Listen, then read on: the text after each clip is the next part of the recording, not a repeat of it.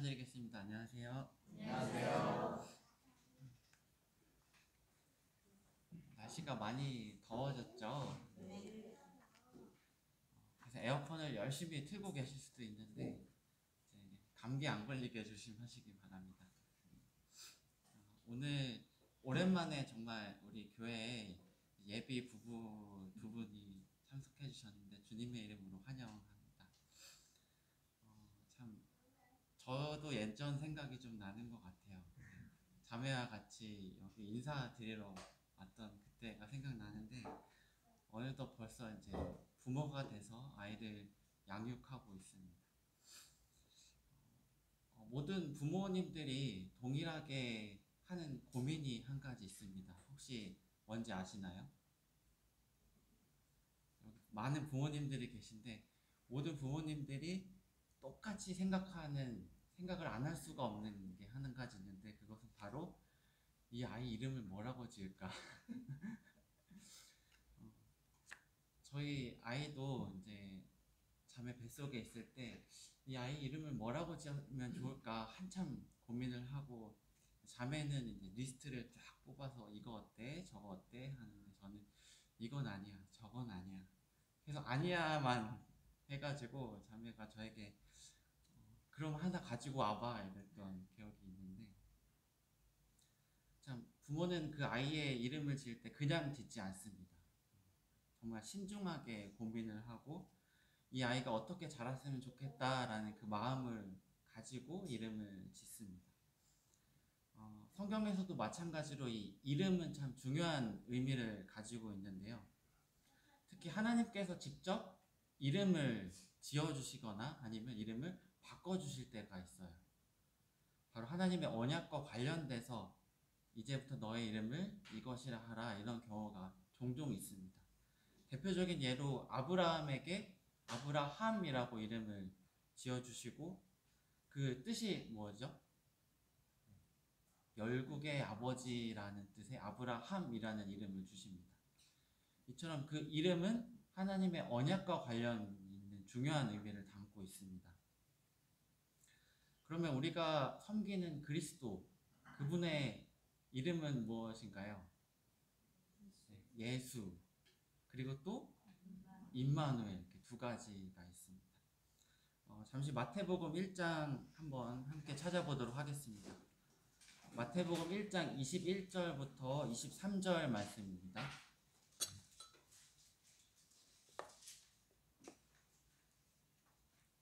네, 마태복음 1장 21절부터 23절 말씀입니다. 찾으셨으면 함께 읽도록 하겠습니다. 21절, 22절, 23절 시작. 아들을 낳으리니 이름을 예수라 하라. 이는 그가 자기 백성을 그들의 죄에서 구원할 자이심이라 하니라. 이 모든 일이 된 것은 주께서 선지자로 하신 말씀을 이루려 하심이니 이르시되 보라 처녀가 잉태하여 아들을 낳을 것이요 그의 이름을 임마누엘이라 하리라 하셨으니 이를 번역한즉 하나님이 우리와 함께 계시다 함이라. 네, 감사합니다. 여기 그리스도의 두 가지 이름이 나옵니다. 첫 번째는 예수. 여기 뜻도 친절하게 설명해 주고 계신데 이 예수님의 뜻은 그가 자기 백성을 그들의 죄에서 구원할 자다 이렇게 나와 있습니다. 그리고 두 번째 이름이 나와 있죠. 두 번째 이름은 임마누엘. 이 임마누엘의 뜻은 이를 번역한즉 하나님이 우리와 함께 계시다 함이니라. 우리는 이 두 가지 이름 중에 이 첫 번째 이름, 이 예수라는 이름에 대해서는 너무나 잘 알고 있습니다. 하루도 이 이름을 언급하지 않는 날이 없습니다. 예수님 이름으로 기도드립니다. 아멘. 기도할 때마다, 식사 기도할 때마다 자기 전에 항상 이 이름을 언급을 합니다.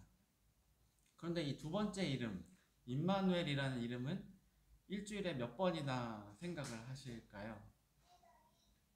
일주일 내내 생각 안 할 때도 있죠. 참, 이 임마누엘이라는 이름의 중요성은 정말 중요한데 우리가 이것을 간과할 때가 참 많은 것 같습니다. 이 시간에는 이 임마누엘이라는 제목으로 이 이름의 의미에 대해서 한번 상고해 보고자 합니다. 우리 함께 읽은 마태복음 1장 말씀에서 마태는 예수님에 대해서 이야기하면서 선지자의 말씀을 인용하고 있습니다. 이 선지자로 하신 말씀을 이루려 하심이니 이르시되, 이 선지자가 누굴까요? 네, 이사야입니다. 이 임마누엘이라는 말이 언제 처음 나왔는지 한번 찾아보겠습니다. 이사야 7장입니다.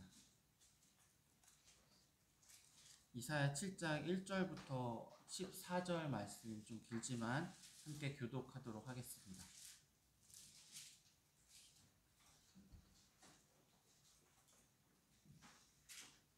이사야서 7장 1절부터 14절입니다.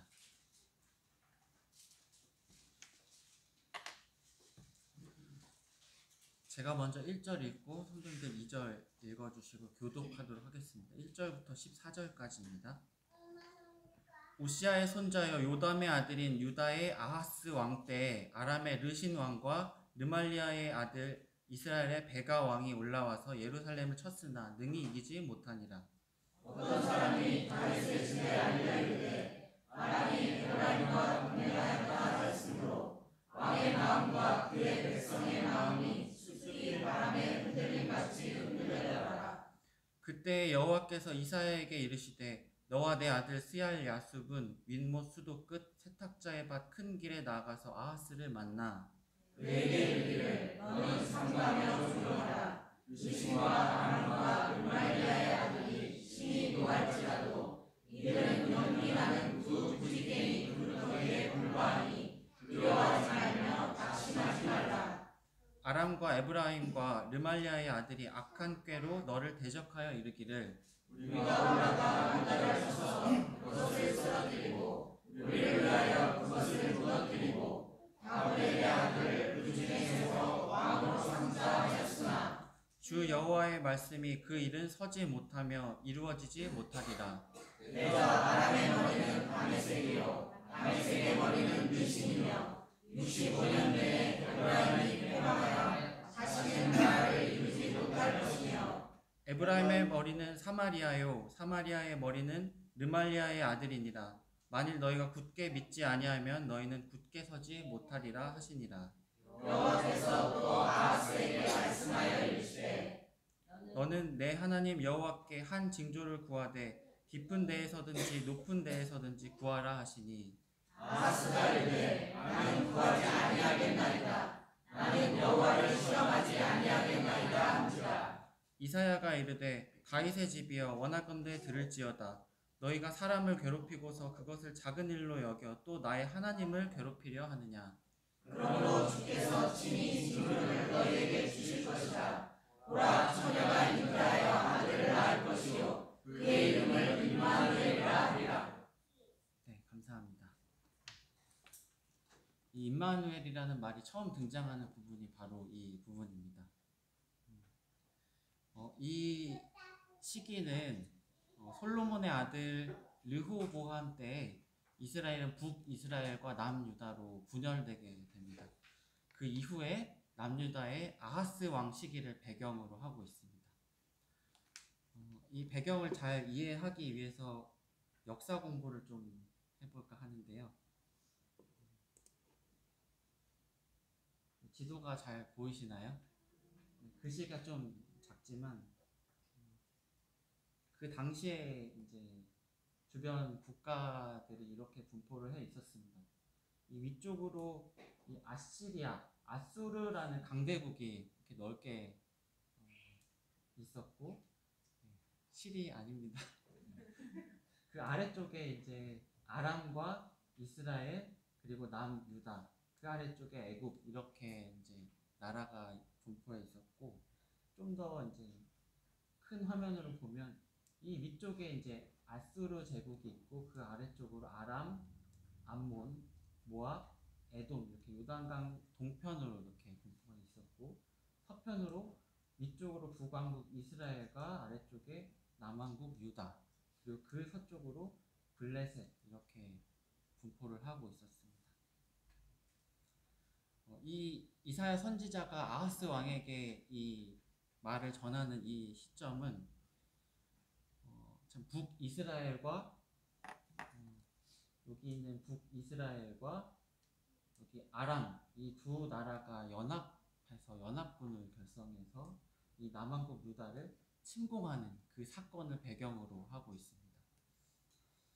이 두 나라는 점점 강성해져가는 이 위쪽에 있는 아수르라는 그 제국, 그 제국에 대항하기 위해서 북이스라엘의 베가 왕과 아람의 르신 왕이 동맹을 맺게 됩니다.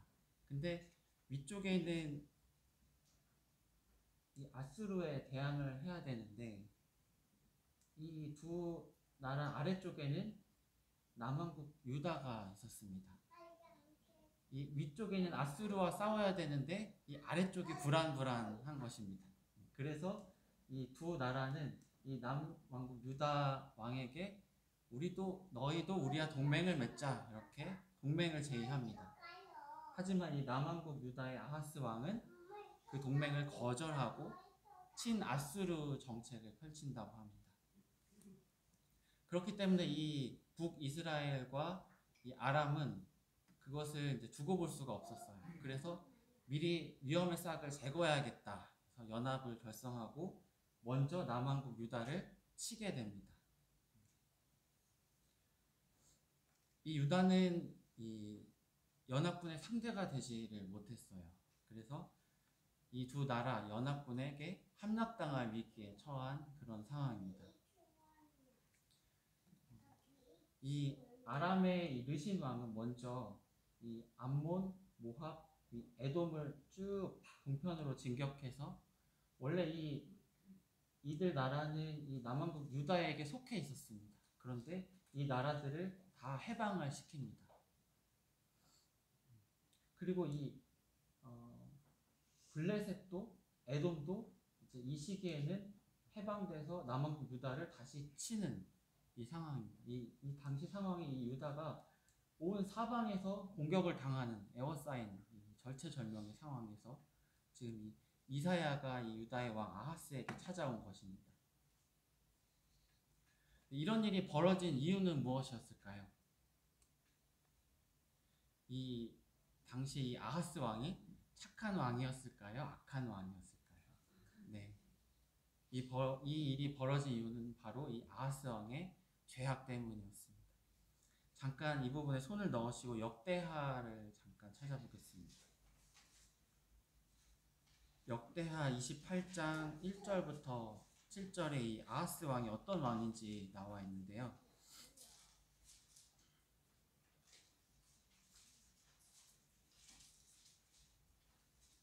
역대하 28장 1절부터 7절 이 부분도 함께 교독하도록 하겠습니다. 1절부터 7절 제가 먼저 1절 읽겠습니다. 아하스가 왕위에 오를 때 나이가 20세라 예루살렘에서 16년 동안 다스렸으나 그의 조상 다윗과 같지 아니하여 여호와 보시기에 정직하게 행하지 아니하고 이스라엘 왕들의 길로 행하여 바알의 우상을 부어 만들고 또 흰놈의 아들 골짜기에서 분향하고 여호와께서 이스라엘 자손 앞에서 쫓아내신 이방 사람들의 가증한 일을 본받아 그의 자녀들을 불사르고 또 산당과 작은 산 위에 모든 푸른 나무 아래에서 제사를 드리며 분향하니라. 그러므로 그의 하나님 여호와께서 그를 아람 왕의 손에 넘기심에 그들이 쳐서 심히 많은 무리를 사로잡아 다메섹으로 갔으며 또 이스라엘의 왕의 손에 넘기심에 그가 쳐서 크게 살육하였으니 이는 그의 조상들의 하나님 여호와를 버렸습니다. 르말리아의 아들 베가가 유다에서 하루 동안에 용사 12만 명을 죽였으며 에브라임의 용사 시그리는 왕의 아들 마아세야와 국내 대신 아스리감과 총리 대신 엘가나를 죽였더라. 감사합니다. 이 부분에도 분명히 나와 있지만 이 남유다 왕 아하스는 하나님을 버리고 우상, 이방신을 섬기는 악을 행했던 악한 왕이었습니다. 6절에 나와 있죠. 이는 그의 조상들의 하나님 여호와를 버렸음이라. 이 아하스 왕은 하나님을 버렸던 그런 왕입니다. 그 조금 뒤쪽에 19절도 한번 함께 읽어볼까요? 19절 시작. 이는 이스라엘 왕 아하스가 유다에서 망령되이 행하여 여호와께 크게 범죄하였으므로 여호와께서 유다를 낮추심이라. 이 유다 왕국은 정말 강한 나라였습니다. 이렇게 굴곡이 있었지만 강한 나라였기 때문에 그 주변에 암몬, 모압, 에돔 이런 나라들을 속국으로 삼고 있었는데, 이런 지금 절체절명의 위기에 처한 그 이유는 바로 여호와께 크게 범죄하였으므로 여호와께서 유다를 낮추셨음이라 이렇게 나와 있습니다. 네, 이제 이 배경이 조금 이해가 되시나요? 네, 이 배경을 이해하시고 다시 이사야 7장으로 한번 더 가보도록 하겠습니다. 역사 공부는 오랜만에 하셔서 어려우실 수도 있지만 다시 이사야 7장으로 가도록 하겠습니다. 이제 마태복음에 보시면 그 예수님의 족보가 나오는데 거기에 이제 이 유다 왕조가 쭉 나오죠. 르호보암, 아비야, 아사, 여호사밧, 요람, 우시야, 요담, 아하스. 지금 이 아하스 때입니다. 이사야 7장 1절. 우시야의 손자요 요담의 아들인 유다의 아하스 왕 때에 아람의 르신 왕과 르말리아의 아들 이스라엘의 베가 왕이 올라와서 예루살렘을 쳤으니 능히 이기지 못하리라. 배경이 이제 이해가 되시니까 어렵지 않으시죠? 유다의 위급한 상황입니다. 아람의 르신 왕과 이스라엘의 베가 왕이 동맹제의를 하는데 그것을 거절하자 두 연합군은 유다로 쳐들어와서 예루살렘을 둘러싼 상황입니다. 능히 이기지 못하리라. 여기서 이 말은 그 전쟁을 이길 수 없다라는 뜻보다도 이제 그 원어적인 의미로 따지면 그 공격을 감당할 수 없는, 아예 전쟁을 치를 수 없는 그런 상황이라고 합니다. 이미 둘러싸이고 주변 국가들의 공격을 당한 그런 상황에서 예루살렘이 포위를 당한 상황입니다. 2절. 어떤 사람이 다윗의 집에 알려 이르되 아람이 에브라임과 동맹하였다 하였으므로, 에브라임은 북이스라엘을 말합니다.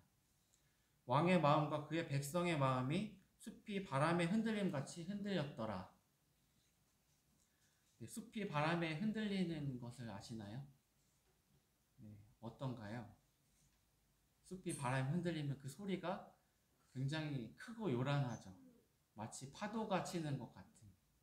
그 아하스 왕과 그 백성들의 마음이 마치 이같이 심히 요동하고 불안했다라는 것을 말해주고 있습니다. 3절. 그때 여호와께서 이사야에게 이르시되 너와 내 아들 스얄 야숲은 윗못 수도 끝 세탁자의 밭 큰 길에 나가서 아하스를 만나. 이런 상황에서 하나님께서는 이 유다 사람들을 위로하시기 위해서 선지자 이사야를 보내셨습니다. 그런데 재밌는 것은 이때 이사야만 간 것이 아니라 그 첫째 아들 스얄 야숲도 함께 동행을 했습니다. 왜 이 스얄 야숲이라는 아들을 동행하게 하셨을까요? 그 정답이 다음 장에 나와 있는데 잠깐 함께 볼까요? 이사야 8장 18절입니다.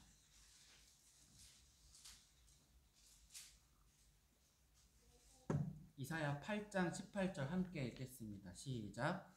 보라, 나와 및 여호와께서 내게 주신 자녀들이 이스라엘 중에 징조와 예표가 되었나니 이는 시온산에 계신 만군의 여호와께로 말미암은 것이니라.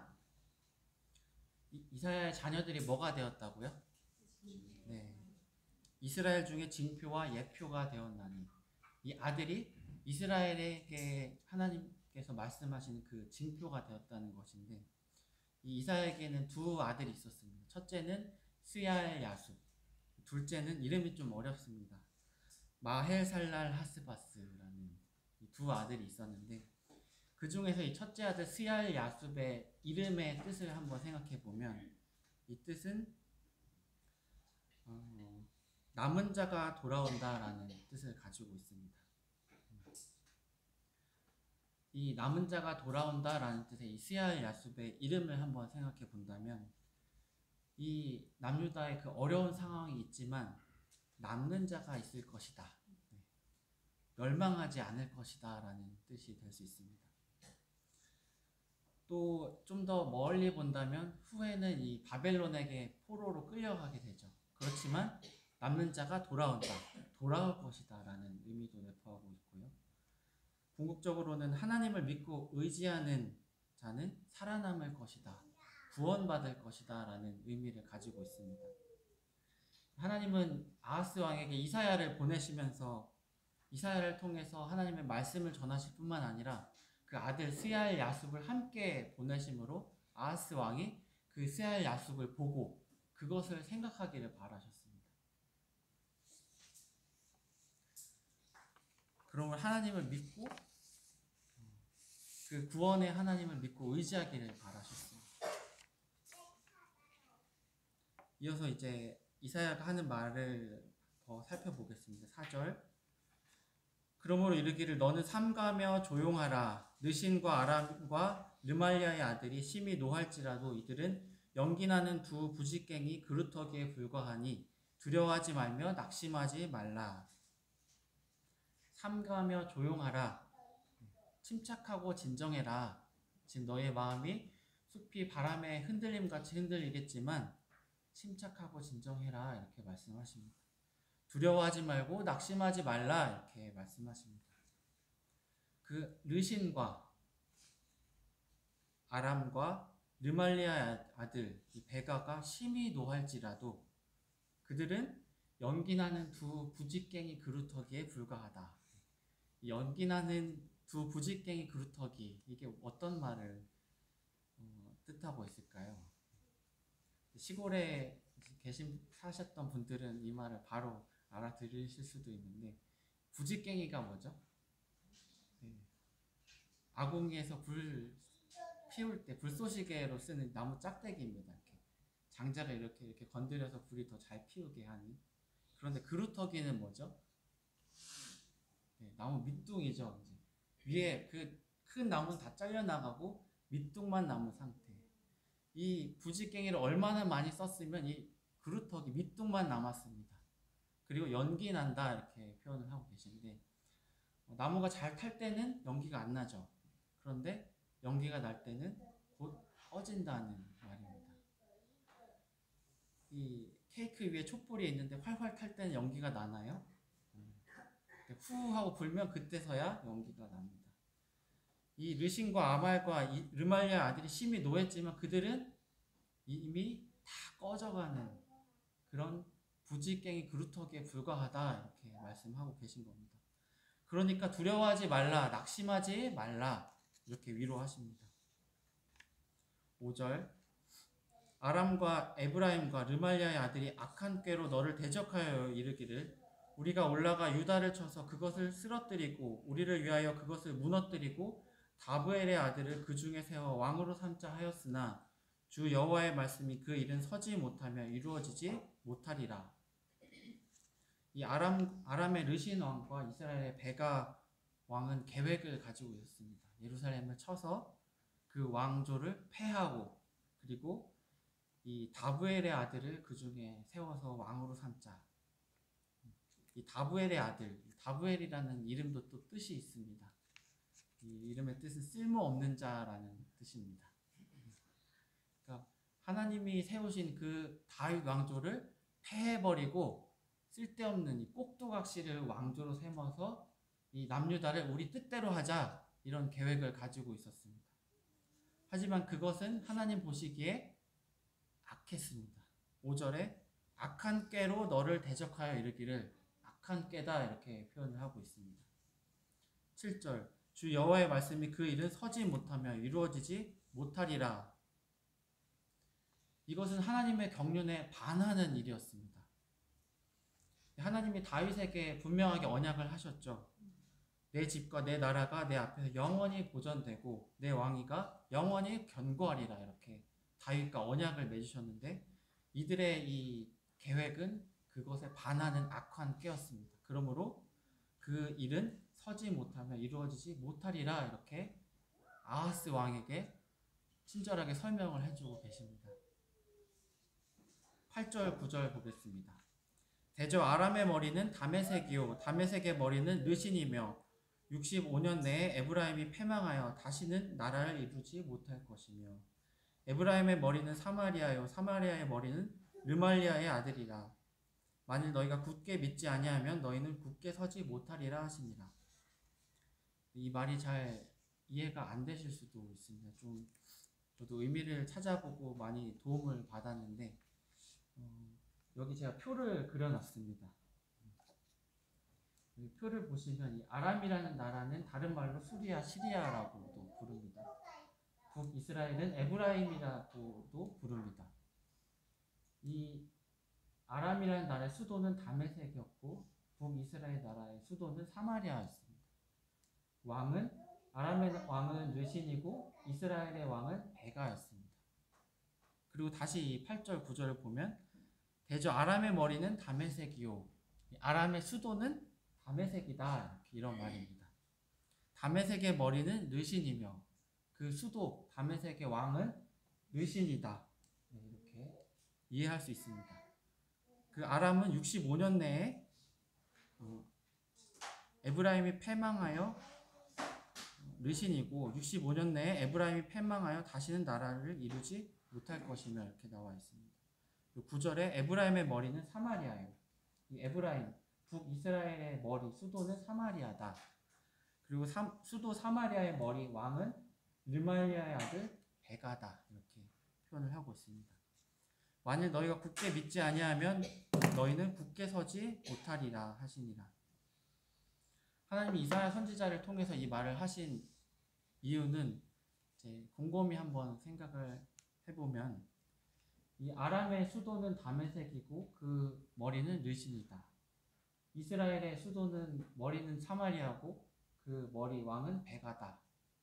그렇다면 유다는 어떠하냐 이런 말입니다. 그럼 유다의 머리, 유다의 수도는 예루살렘이죠. 그럼 예루살렘의 머리, 예루살렘의 왕은 아하스일까요? 하나님이십니다. 그것을 지금 하나님이 이사야를 통해서 말씀을 하신 것입니다. 저 아람의 왕은 르신이고 북이스라엘의 왕은 베가지만 너희 유다의 왕은 바로 나 여호와 하나님이다. 만일 너희가 굳게 믿지 아니하면 너희는 굳게 서지 못하리라. 너희가 정말 너희들의 왕이 여호와 하나님이시라는 것을 굳게 믿지 아니하면 너희는 더한 위험에 처할 것이다. 이렇게 경고하고 계십니다.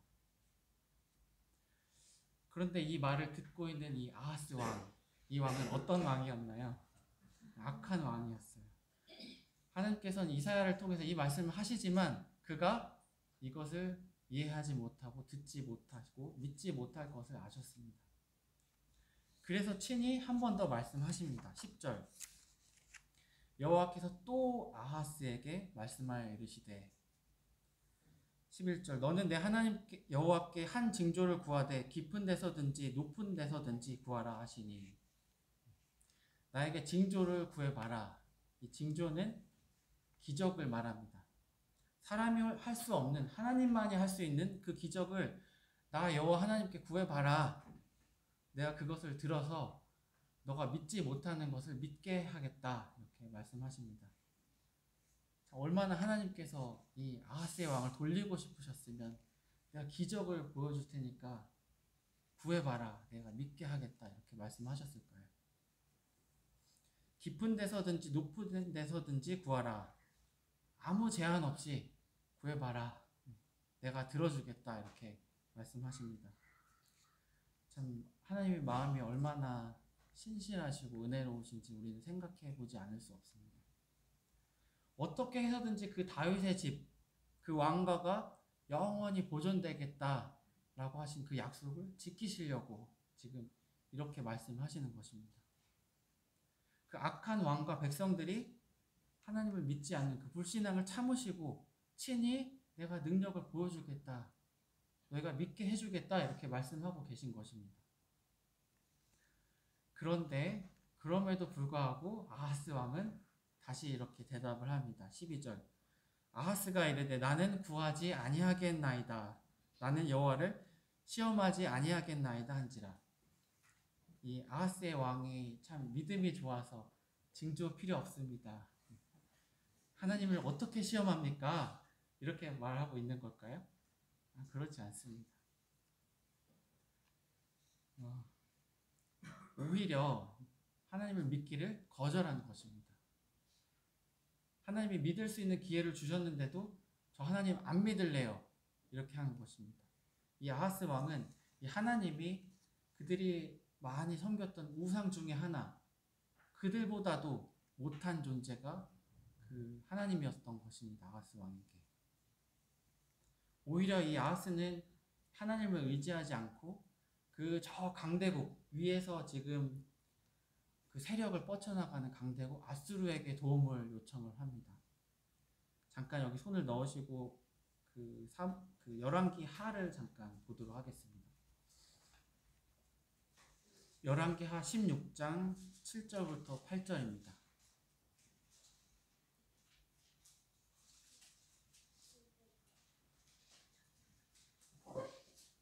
열왕기하 16장 7절부터 8절 찾으셨으면 함께 읽도록 하겠습니다. 7절 8절입니다. 시작. 아하스가 아수르 왕 디글랏 빌레셀에게 사자를 보내 이르되 나는 왕의 신복이요 왕의 아들이라. 이제 아람 왕과 이스라엘 왕이 나를 치니 청하건대 올라와 그 손에서 나를 구원하소서 하니 아하스가 여호와의 성전과 왕국 곳간에 있는 은금을 내어다가 아스르 왕에게 예물로 보냈더니 이 아스르 왕의 행태를 우리가 볼 수 있습니다. 이 아하스는 하나님을 믿지 않고 불순종했습니다.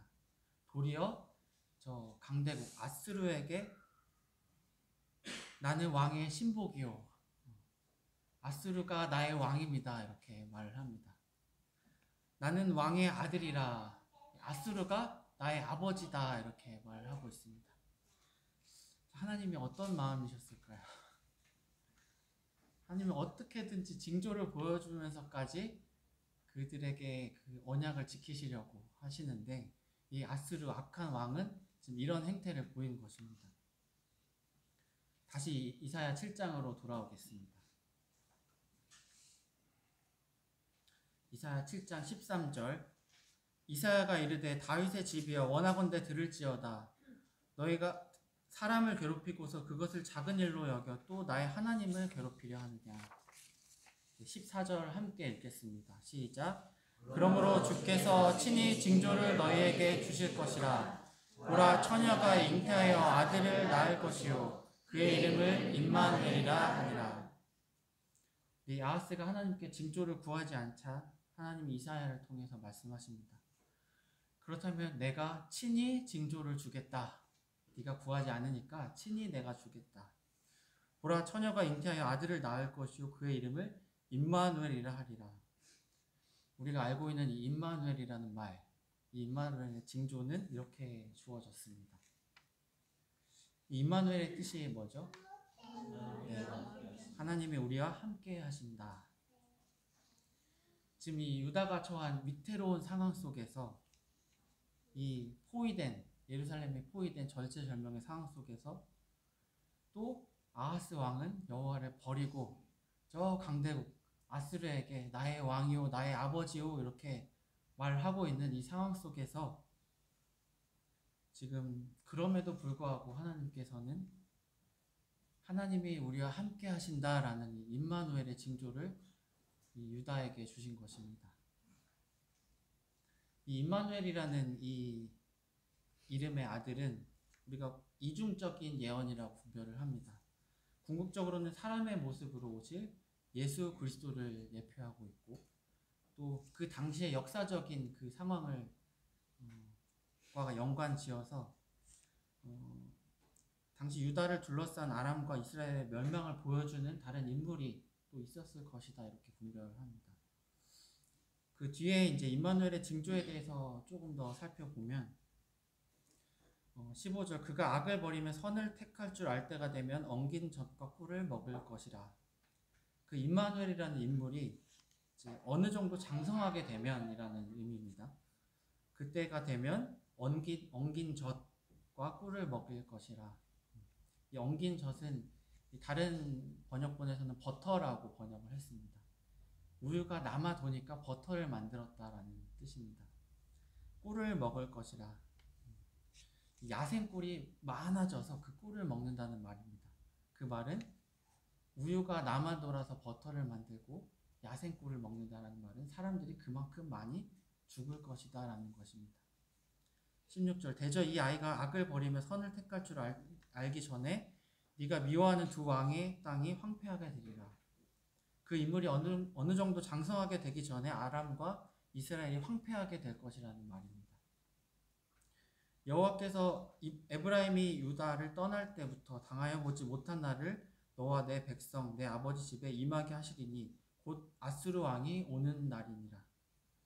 그리고 더 큰 위험이 있을 것인데 그 위험은 유다가 하나님보다 더 의지했던 그 아수르로부터 올 것이다. 이렇게 말씀을 하십니다. 그 뒤에 내용도 한번 읽어보면 그 날에는 여호와께서 애굽 하수에서 먼 곳의 파리와 아수르 땅의 벌을 부르시리니 다 와서 거친 골짜기와 바위 틈과 가시나무 울타리와 모든 초장에 앉으리라. 그 애굽의 군대와 아수르의 군대가 파리와 벌같이 많아질 것이고 그들이 모든 초장에 너희들 시야의 모든 곳에 많아질 것이다. 이렇게 말씀하고 계십니다. 그 날에는 주께서 하수 저쪽에서 세내어온 삭도 곧 아수르 왕으로 내 백성의 머리털과 발털을 미으실 것이요 수염도 깎으시리라. 그 당시에 이 수염은 정말 명예의 상징이었다고 하는데 그것이 깎여진다. 너희가 수치를 당할 것이다 라는 말입니다. 그 날에는 사람이 한 염소와 두 양을 기르리니 한 암소와 한 어린 암소, 소 한 마리와 양 두 마리 얼마 안 되죠. 그런데 그것들이 내는 젖이 많음으로 엉긴 젖을 먹을 것이라. 그 땅 가운데 남아있는 자는 엉긴 젖과 꿀을 먹으리라. 사람이 한 명, 많지 않아요. 한 명이 있습니다. 근데 그 한 명의 사람이 그 암소 한 마리와 양 두 마리를 키우는데 많지 않죠. 그런데도 엉긴 젖과 꿀을 먹는다. 그만큼 사람들이 많이 죽을 것이다 라고 말씀하십니다. 그날에는 1000그루의 은 1000개의 가치가 있는 포도나무가 있던 곳마다 정말 비싼 포도나무가 심어져 있는 그 포도원이 찔레와 가시가 날 것이라. 수풀이 우거질 것이다 라는 말씀이죠.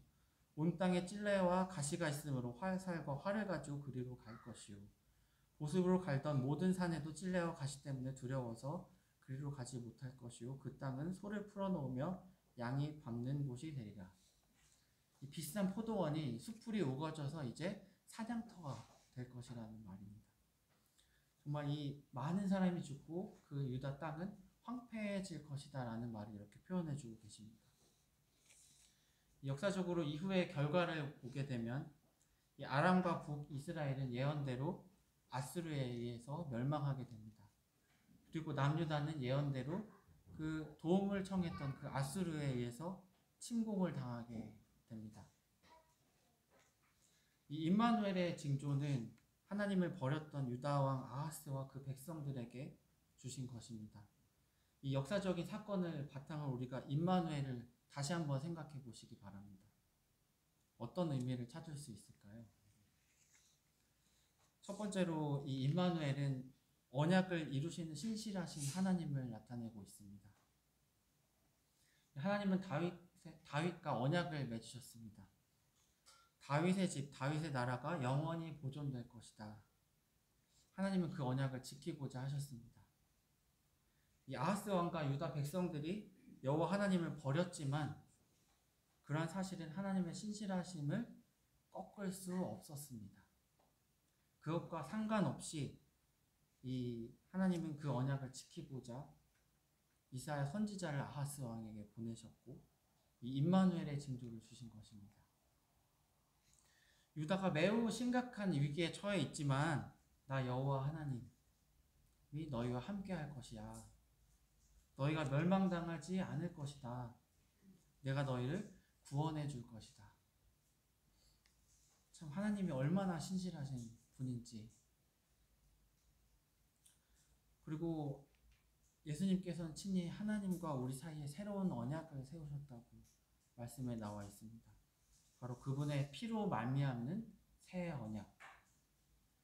그 예수 그리스도께서는 그분의 목숨을 통해서 우리가 영원히 하나님을 아버지라고 부를 수 있는 하나님의 자녀가 되게 하시는 그 새 언약을 세우셨습니다. 그리고 그 새 언약은 신실하신 하나님께서 끝까지 지키실 것입니다. 이 두 번째로 임마누엘의 이름을 통해서 볼 수 있는 하나님은 자기 백성을 사랑하시는 하나님이십니다. 하나님께서 얼마나 그 유다 백성들을 사랑하셨는지 임마누엘을 통해서 우리는 알 수 있습니다.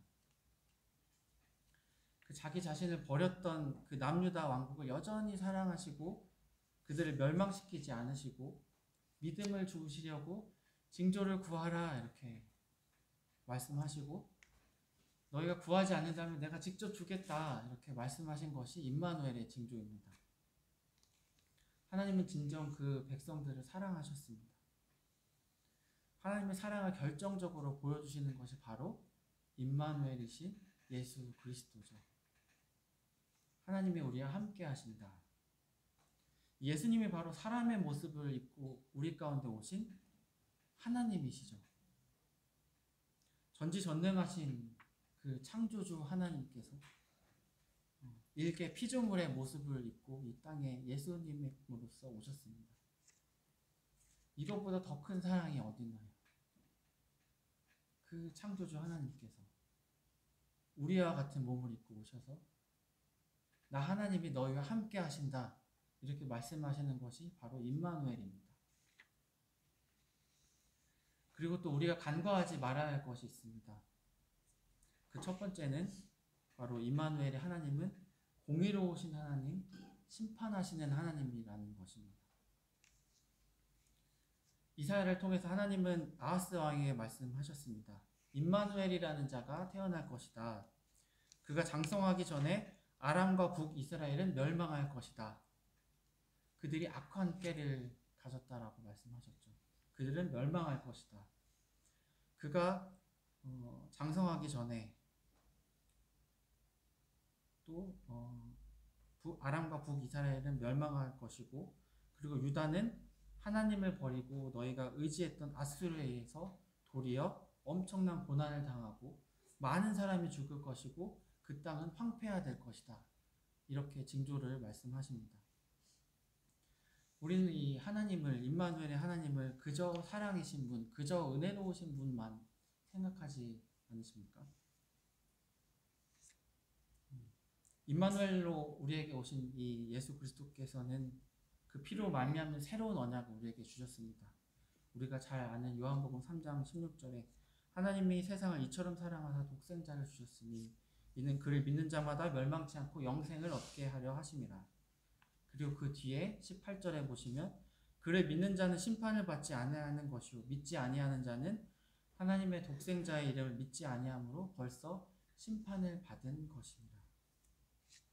임마누엘을 생각할 때 우리는 하나님은 공의로우신 분이다, 심판하시는 분이다 라는 것을 잊지 말아야 할 것입니다. 그리고 마지막으로 이 임마누엘의 하나님은 진정한 통치자이신 하나님이십니다. 하나님께서 아하스에게 말씀하셨습니다. 아람의 머리는 다메섹이다. 다메섹의 머리는 르신이다. 에브라임의 머리는 사마리아다. 사마리아의 머리는 베가다. 그렇다면 유다의 머리는 누구냐? 하나님.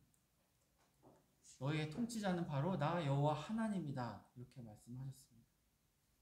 임마누엘, 나 여호와 하나님이 너희와 함께한다. 여러분들은 어떤 임마누엘 하나님과 함께 하십니까? 참 내 뒤에서 나를 든든하게 받쳐주시는 조력자의 하나님이십니까? 어려울 때 찾아주면 도와주는 그런 도움을 주는 존재의 하나님을 임마누엘이라고 여기시지는 않습니까? 하나님께서는 우리에게 있어서 진정한 머리, 진정한 통치자로 다가오기를 원하십니다. 우리는 임마누엘을 생각할 때 그 하나님 바로 나의 통치자, 나의 왕, 나의 주인, 그런 하나님을 생각해야 합니다. 그럴 때 비로소 우리는 그 하나님과 올바르게 동행한다라고 할 수 있을 것입니다. 오늘은 말씀이 좀 길어졌는데 정리를 좀 해보겠습니다. 이 임마누엘의 징조가 나타난 배경에 대해서 좀 이해가 되셨나요? 네. 임마누엘의 하나님은 첫 번째로 언약을 이루시는 신실하신 하나님을 말씀드렸습니다. 두 번째로 자기 백성을 사랑하시는 하나님. 그리고 우리가 잊지 말아야 할 것은 이 하나님은 세 번째로 공의로우시고 심판하시는 하나님이시라는 것입니다. 그리고 마지막으로 진정한 통치자이신 하나님. 네, 우리가 알고 있는 말씀이 있습니다. 너희는 범사의 그를 인정하라. 무엇으로 인정을 하셔야 할까요? 이 임마누엘을 인정해야 합니다. 그런데 그 임마누엘은 바로 이런 분이십니다. 신실하시고 우리를 사랑하시고 또 한편으로는 공의로우시고 심판하시는 분, 나의 진정한 통치자. 이것을 꼭 기억하시고 정말 이 진정한 임마누엘과 동행을 그 삶을 살아가시는 우리 용인교회 성도님들이 되시기를 간절히 바랍니다. 기도하고 말씀을 마치도록 하겠습니다.